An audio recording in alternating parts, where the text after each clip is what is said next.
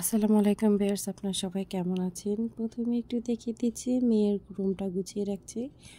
ও যেহেতু পরীক্ষা দিতে গিয়েছে, এর জন্য আমি ওর রুমটাকে হালকা গুছিয়ে নিচ্ছি আর কি।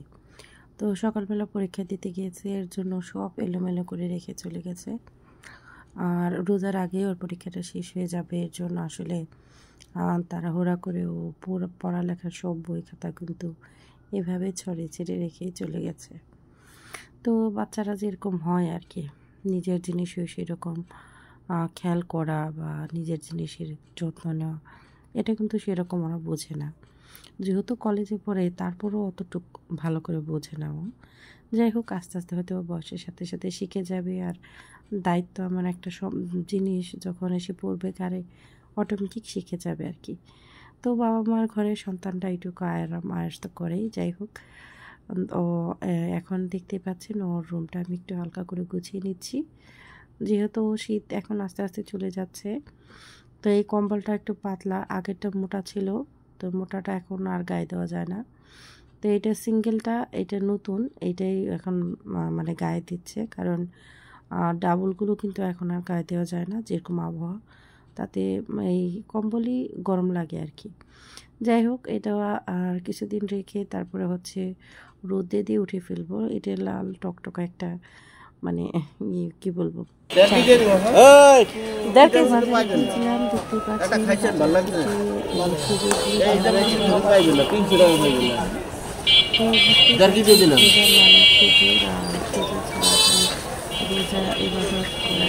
ভালো করে দোয়া দে, ওই ভালো পাইতে দোয়া দে, দোয়া দে।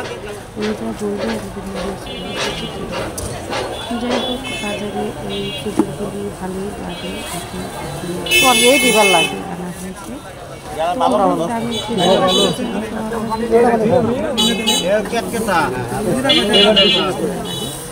কারণ আমরা চাইলেও অনেক কিছু করব, এই চিন্তা করাটা আসলে আমাদের ভুল। তো আমাদের সামর্থ্য বা আমাদের বাজেট, এই সব কিছু হিসাব করে আমরা সবসময় বাজার করে থাকি আর কি।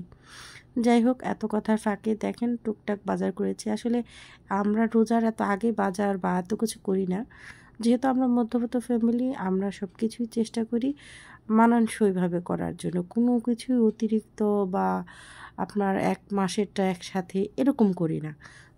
যখন যা লাগে তার হয়তো বা 2, 4, 5 দিন 7 দিনের জিনিস একসাথে কেনা হয়।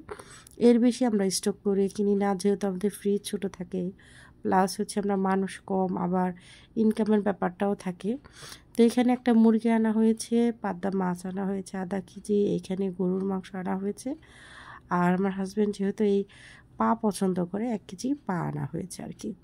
যাই হোক, আর কিছু কাঁচা সবজি, প্রয়োজনীয় কিছু সবজি, সরিষার তেল, যেহেতু আপনার রোজার মধ্যে একটু সরিষার তেল দিয়ে মুড়ি মাখাটা ভালো লাগে। আর এখানে পেঁয়াজ আনা হয়েছে 5 কেজির মতো।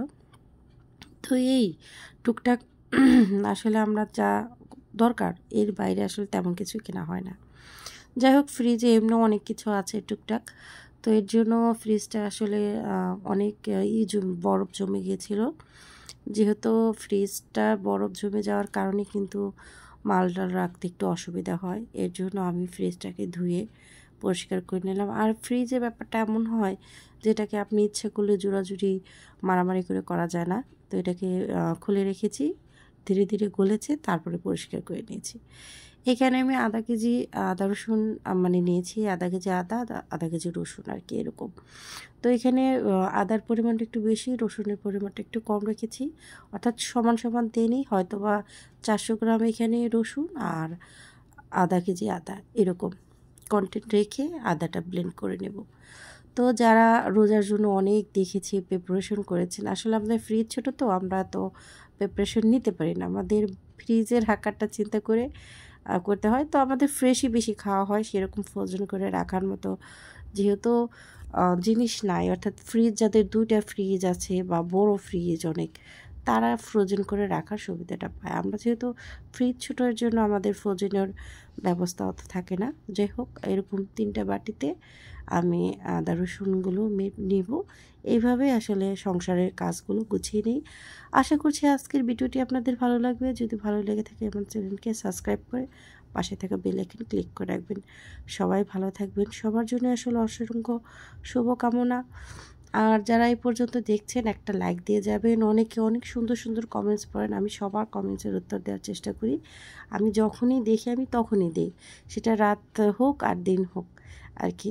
তো সবাই এত কমেন্টস করেন দেখি, কিন্তু আসলে কি খেতে তেমন লাইক করেন না। আমার মনে হয় কি কমেন্টস যদি হয় 40টা 30টা কমেন্টস পরে মাত্র 5টা, মানে লাইক পরে 5টা আর কি। যাই হোক, যে যেভাবে চান সেভাবেই সাপোর্ট করবেন, আপনাদের ইচ্ছা। সবাই ভালো থাকবেন, সবার জন্য শুভকামনা রেখে আমার ভিডিও এই পর্যন্তই। সবাই ভালো থাকবেন, আল্লাহ হাফেজ।